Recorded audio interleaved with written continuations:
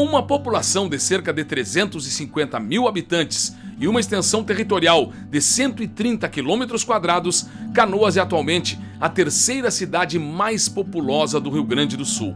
Fundada em 1939, o município desde então voa sempre em direção ao desenvolvimento econômico e social. A Praça do Avião, ou Praça Santos Dumont, é um dos pontos mais famosos de Canoas. No local, um avião faz uma homenagem à importância da aeronáutica para o desenvolvimento do município. Com inúmeros cartões postais à disposição, os espaços culturais e de lazer estão vivos no coração dos canoenses e visitantes. Locais como a antiga Estação Férrea, a Casa dos Rosa, a Casa das Artes Vila Mimosa, são verdadeiros espetáculos oferecidos pela cidade. Canoas é uma cidade de um povo forte, aguerrido e bravo. Povo que tem a alma gaúcha. Meu nome é Luiz Marcel Fernandes, eu sou médica veterinária, 27 anos, Porto Alegre, nascida e criada em Porto Alegre. Depois dos 22 eu me mudei para Pelotas para estudar na faculdade, na Universidade Federal de lá. Fiquei 5 anos em Pelotas, voltei para Porto Alegre, foi quando eu passei na residência aqui. Vim para Canoas e atualmente estou aqui na residência da UFRGS. Desde criança eu sempre fui chegada em bicho, mas eu nunca tive contato com um cavalo. Gostava muito quando a gente passava na rua de carro, eu pedia pro pai, né, que eles ficam na cordinha, tem alguns, né? Por que a gente não leva pra casa se ele tá na cordinha? Meu sonho quando era criança era ter uma loja de sorvetes, né? Um negócio simples. Mas o meu verdadeiro sonho, eu não queria trabalhar dentro de um lugar fechado. Eu queria trabalhar na rua, eu queria poder ver o sol nascer e ele se pôr. Não importasse se eu estivesse trabalhando, desde que eu pudesse ter esse privilégio. Foi um dia que eu tava saindo do hospital veterinário de cachorro e gato. E aí foi bem o horário que tava tendo assim, no finalzinho da tarde, umas 5 horas. E um professor tava dando uma aula de equinos para uma turma.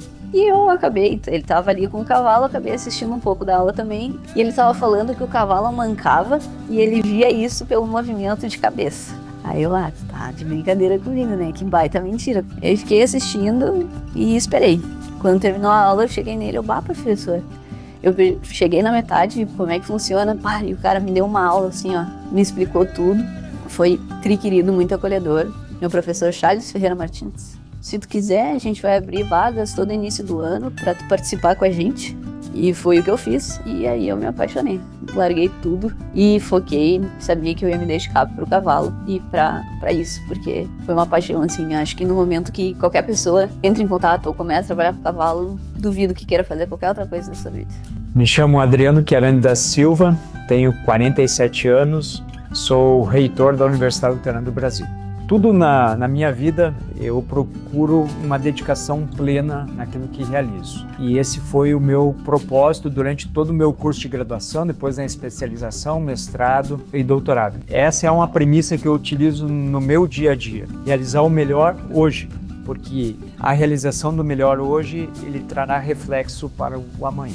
Lembro no dia 3 de maio, né, quando recebemos a ligação do prefeito municipal de Canoas de que naquela noite da sexta-feira nós teríamos que receber em torno de 300 pessoas. Naquele momento nós não tínhamos a dimensão, né? E aquele dia 3 para o dia 4, quando das 300 pessoas chegamos a ter aqui 8.000 pessoas, né? No sábado e no domingo, mais 4.000 animais. Então a proporção, ela foi enorme, o que desencadeou então um processo assim humanitário, né, de diversas pessoas e instituições envolvidas para atender aquela urgência que era dar conforto, né, num primeiro momento, segurança e acolhida para que as pessoas se sentissem bem devido ao impacto que tinham sofrido pelas cheias, né? Por meio das ações dos cursos da área da saúde, das ciências agrárias e veterinária, dos cursos de ciências sociais, todos esses cursos acabaram tomando a frente, né, de demandas e atuando, né, para que as pessoas tivessem o seu atendimento, né, a pleno, pudessem aqui ter a esperança, né? As pessoas chegaram aqui muito machucadas, né? Elas foram invadidas pelas águas e aqui é o recomeço. A mensagem que eu deixo às pessoas é que Precisamos persistir, sermos resilientes e olhar com esperança para o futuro. Nós, com certeza, superaremos e venceremos obstáculos que nós temos pela frente. Então, a você, eu deixo essa mensagem. Persista, lute e cresça, porque é por meio desse propósito que podemos, então, viver dias melhores. A gente aqui no setor de grandes animais, a gente abrigou animais de modelaria, tá? Então vieram 80 cavalos, esses rígidos, né? Não tinham nenhum problema de saúde, mas ficaram aí nos nossos campos. Então tinha 80 cavalos e para tratamento a gente recebeu em média 50 animais. E diversas patologias, desnutrição, anorexia, cavalos desidratados, né? Pelo tempo que ficaram, bastante lesão cutânea, né? Então cortes em patas, principalmente de nadar e acabar se cortando em alguma coisa que não viam. Então essas foram mais ou menos as principais patologias assim que a gente recebeu aqui. Tudo que não podia ser baia, acabou virando baia de alguma forma. Lá no nosso centro cirúrgico a gente abrigou animais, né, que tem um espaço de indução anestésica. Lá virou baia. A gente piqueteou ali na rua as mangueiras que a gente tem para as vacas, né, a gente acabou piqueteando para que a gente conseguisse alocar os animais. Os que podiam ficar a campo, ficavam a campo, mas a gente só aceitava.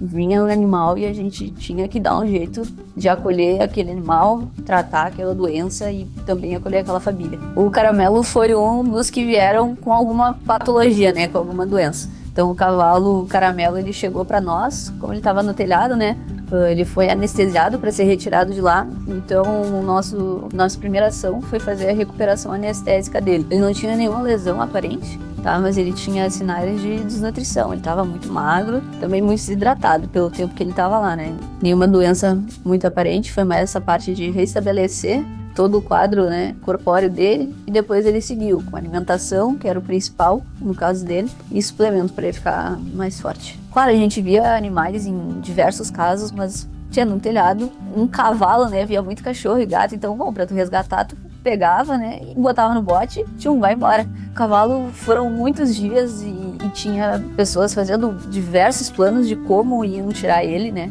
Então a única coisa que se tinha era a imagem de drone, e aqui o pessoal dos resgates, ninguém conseguia encontrar a rua que ele estava, porque como estava tudo alagado, imagina, até o telhado, placa não existia, então ninguém sabia dizer a localização exata de onde ele estava para retirar. E foi quando um veterinário parceiro nosso, Bruno Neves, comentou que eles acharam o cavalo e junto de toda a brigada militar e dos bombeiros, eles iam de bote lá fazer a retirada. E perguntaram pra gente se dava pra trazer pra cá, se a gente conseguia recuperar, e a gente, pô, com certeza. E foi aí que ele acabou vindo pra cá. No caso dele, ele foi um cavalo que sempre foi muito esfomeado. Tá? O problema nesses cavalos desnutridos é quando eles têm a falta de apetite. O do Caramelo não era um problema. Então a gente acabou entrando com suplementação, que ele é um pouquinho mais calórica, né? Ração também.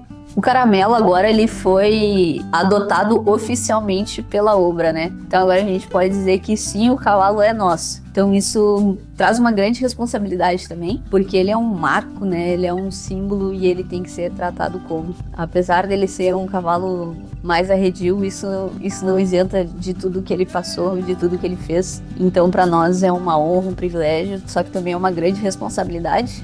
Foi uma experiência que ao mesmo tempo ela foi muito boa para nosso aprendizado, para a gente entender a nossa força, para a gente conhecer pessoas, para a gente ver o quanto a gente pode contar com as pessoas que estão com a gente e com pessoas que a gente nem sabia que a gente podia contar, né? Então muitas pessoas acabaram sendo arrancadas de seus lares e das suas realidades, mas para talvez viver sonhos melhores. Um exemplo que eu posso usar é bem mais simples, é que eu queria muito passar na URGS, né, na faculdade aqui da minha cidade, e os meus planos foram completamente o contrário. Eu passei em Pelotas e ter ido pra lá foi a melhor coisa que me aconteceu. E bom, estando lá, eu queria passar na residência de lá, e eu passei na UBRA, voltei pra casa, então foi a melhor coisa que me aconteceu. Então, apesar de os nossos planos estarem sempre mudando, geralmente eles mudam pra melhor, pra gente, por mais que não pareça, com certeza alguma coisa boa isso aí vai te reservar. Porque tu coloca amor, tu coloca fé, tu coloca o teu trabalho, o teu suor em cima disso, e isso vai recompensar, com certeza.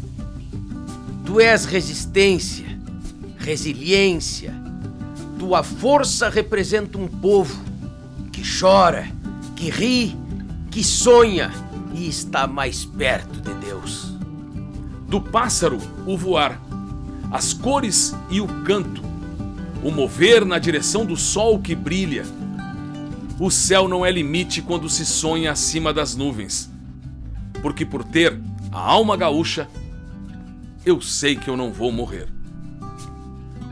Me chamo Luiz Marcel Fernandes, sou médica veterinária especializada em grandes animais, cuidei do caramelo durante as enchentes e eu tenho a alma gaúcha.